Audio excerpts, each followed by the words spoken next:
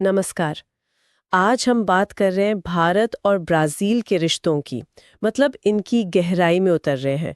हमारे पास कई स्रोत हैं, रिपोर्ट्स हैं, ट्रेड डेटा है, सरकारी बयान है, जो इन रिश्तों के अतीत, आज की स्थिति और हाँ, भविष्य पर रोशनी डालते हैं। खासकर वो जो 2025 में अमेरिका ने नए टैरिफ लगाए हैं, उसके बाद क्या हो सकता है। तो हमारा मकसद है ये समझना कि ये रिश्ते कैसे बने, आज असल में क्या चल रहा है और अमेरिकी दबाव के बीच आगे क्या मोड़ आ सकता है। और देखिए, ये कोई नई बात नहीं है ना। भारत और ब्राजील के राजनयिक संबंध तो दशकों पुराने हैं और समय के साथ मजबूत हुए हैं, चाहे वो अर्थव्यवस्था हो, विज्ञान हो या फिर रक्षा। अगर हम थोड़ा पीछे देखें तो दोनों देश ग्लोबल साउथ की एक अहम आवाज रहे हैं, गुटनिरपेक्ष आंदोलन का हिस्सा भी। और कई सालों में व्यापार, कृषि, रक्षा, इन सब पर कई समझौते मतलब एमओयू साइन हुए हैं। एक तरह से सहयोग का ढांचा बना है। हाँ, बिल्कुल। और अगर हम आज की बात करें, मतलब मध्य 2025 की, तो ये रिश्ते कई लेवल्स पे काफी एक्टिव हैं। जैसे रक्षा सहयोग को ही लें, एक जॉइंट डिफेंस कमेटी है, जेडीसी, जो बाकायदा काम कर रही है। अभी हाल में जुलाई 2025 में ब्राजीलिया में इसकी 8वीं बैठक भी हुई। फोकस था रक्षा उद्योग और मिलिट्री सहयोग बढ़ाने पर। और सिर्फ इतना ही नहीं, साइबर सुरक्षा, साइंस, टेक, कल्चर, इन सब में भी 2025 में नए समझौते हुए हैं। अच्छा, और व्यापार? मैंने सुना है कि उसके आंकड़े थोड़े ऊपर नीचे होते रहते हैं। हाँ, वो बात सही है। देखिए, द्विपक्षीय व्यापार है तो कई अरब डॉलर का, लेकिन इसमें उतार चढ़ाव रहता है। काफी हद तक ये कमोडिटी बाजार पर निर्भर करता है, मतलब तेल, अयस्क वगैरह। हाल के आंकड़े जैसे ओईसी या ट्रेडिंग इकोनॉमिक्स के 2024-25 के डेटा, वो बढ़ोतरी तो दिखाते हैं, पर स्थिरता थोड़ी कम है। इसके अलावा ये दोनों देश ब्रिक्स के भी बहुत सक्रिय सदस्य हैं। इन्होंने 2025 के रियो ब्रिक्स समिट को ग्लोबल साउथ गवर्नेंस और आर्थिक सहयोग पर फोकस करने में काफी मदद की। लेकिन यहीं पर एक बड़ा बाहरी फैक्टर आता है। वो है 2025 में अमेरिका का भारतीय सामानों पर भारी दंडात्मक शुल्क लगाना। कई इंटरनेशनल रिपोर्ट्स हैं, रॉयटर्स, पॉलिटिको, अल जजीरा, वो यही बता रही हैं कि इससे वॉशिंगटन और नई दिल्ली के बीच काफी टेंशन बढ़ गई है, आर्थिक भी, राजनीतिक भी। तो अब भारत के सामने एक तरह का एक सवाल खड़ा हो गया है। क्या अमेरिका के दबाव का सामना करने के लिए दक्षिण दक्षिण पार्टनर्स जैसे ब्राजील पर ज्यादा निर्भर हुआ जाए, या फिर वॉशिंगटन से रिश्ते ठीक रखने के लिए अपनी पॉलिसी में कुछ बदलाव किया जाए?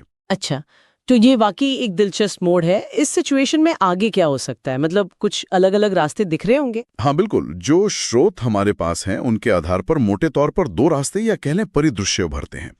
पहला है भारत और ब्राजील के बीच रणनीतिक और आर्थिक साझेदारी का और गहरा होना। इस रास्ते पर दोनों देश सोच समझकर आपसी सहयोग बढ़ाते हैं, जैसे नए ट्रेड एग्रीमेंट्स, डिफेंस इंडस्ट्री में मिलकर काम करना, ऊर्जा, बायोफ्यूल में रिसर्च एंड डेवलपमेंट, ब्रिक्स का जो न्यू डेवलपमेंट बैंक है उसके जरिए ज्वाइंट प्रोजेक्ट्स को फंड करना, और शायद डॉलर पर निर्भरता कम करने के लिए लोकल करेंसी में ट्रेड को बढ़ावा देना। और इसका दुनिया पर क्या असर पड़ेगा अगर ऐसा होता है तो? असर तो साफ होगा। एक तो जो दक्षिण दक्षिण देशों का ब्लॉक है वो शायद पश्चिमी आर्थिक दबाव का बेहतर सामना कर पाएगा। ब्रिक्स और G20 जैसे मंचों पर भारत और ब्राजील ज्यादा कोऑर्डिनेटेड दिख सकते हैं, और भारत को उन चीजों के लिए नए बाजार मिल सकते हैं जिन पर अमेरिकी टैरिफ लगे हैं। जाहिर है, अमेरिका भी चुप नहीं बैठेगा।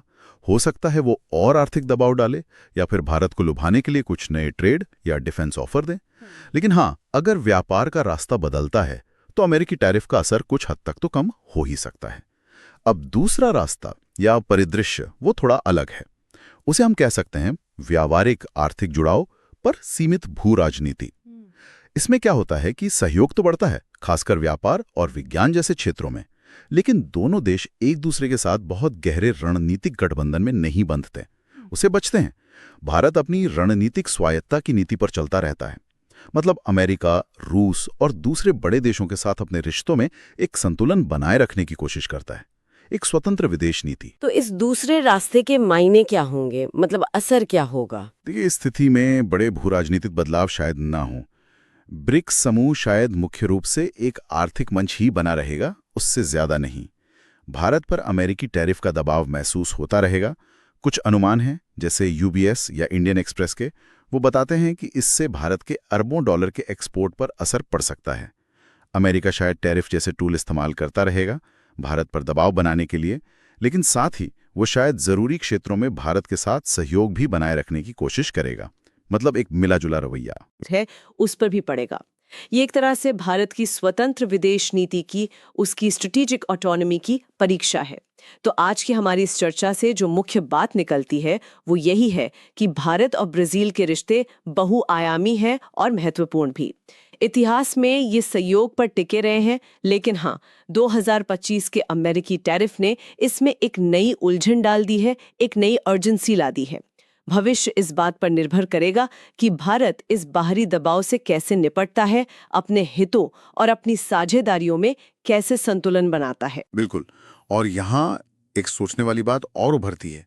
अगर भारत और ब्राजील वाकई स्थानीय मुद्राओं में व्यापार बढ़ाने की तरफ बढ़ते हैं, जैसा एक परिदृश्य में था, तो क्या ये सिर्फ एक इकोनॉमिक एडजस्टमेंट होगा, मतलब एक जरूरत भर, या ये दुनिया के फाइनेंशियल और पावर बैलेंस में किसी गहरे बदलाव का एक शुरुआती संकेत हो सकता है? ये एक सवाल है जिस पर आगे सोचा जा सकता है।